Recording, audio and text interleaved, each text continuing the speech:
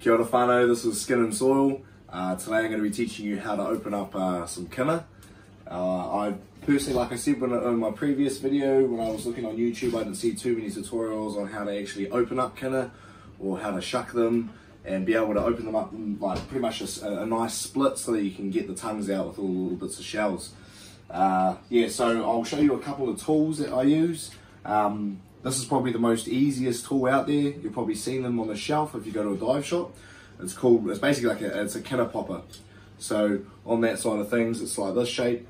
It's got a bit of a sharp edge there, so you smack that into the Kina, and essentially when it opens, it'll obviously create a split down the middle. So that makes life a lot easier, especially if you're doing, say, a whole bunch of Kinas. Even with yesterday, went to Mile Point. There'll be a video up soon about me harvesting all these Kina for my whanau up in Taranaki. So yeah, I'll be able to hopefully get that out soon. Also, another tool is obviously just a knife. Make sure the knife isn't too sharp, because sometimes these Kinas, if you hit it on the wrong edge, if the needle gets in the way, it can slip and obviously hurt yourself. So we don't want any of that. No, don't we, whanau. Alright, cool. So there's usually some different sizes when it comes to Kina. The smaller the Kina, I do recommend using a knife. Reason why is that a knife can get right into the middle of the Kina, like that, and then obviously you go straight down, and then you twist the knife and it'll pop it open. If you come over here, I'll show you how it works. Move these boys out of the way.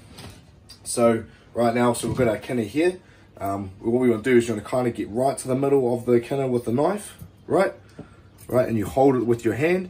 Also, sorry, another thing is that if you press too hard on the needles and it gets into your skin, the best thing to do is to get the needle out, because if you leave them into your skin, it can swell up and you can actually potentially lose a finger.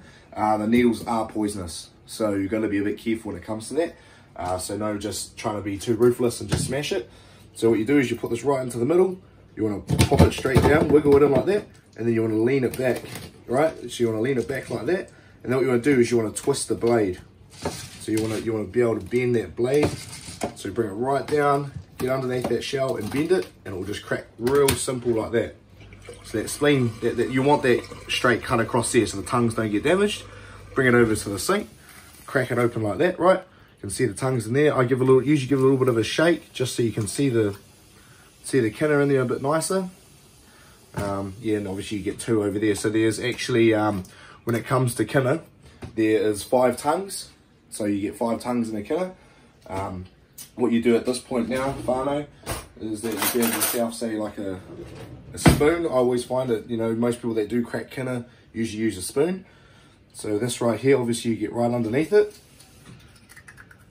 Get that shell out there, whanau.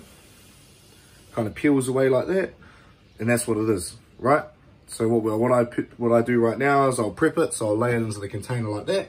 And if you say, when you get the shelling like that and you get all the muck all over it, what I usually do is I just run it under some really light cold tap right there, and you just get rid of those little bits.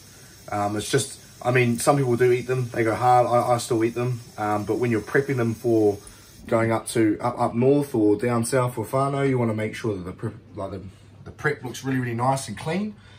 But yeah, that's a tutorial on how to open up a smaller one.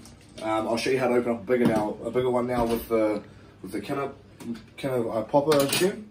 So grab one of these big boys here, right? So that's the bigger ones. What you do is you hold it. I usually hold it with 2 fingers like that, kind of like the Wolverine. Hold it like that, or maybe 3. And what you do is you pop it.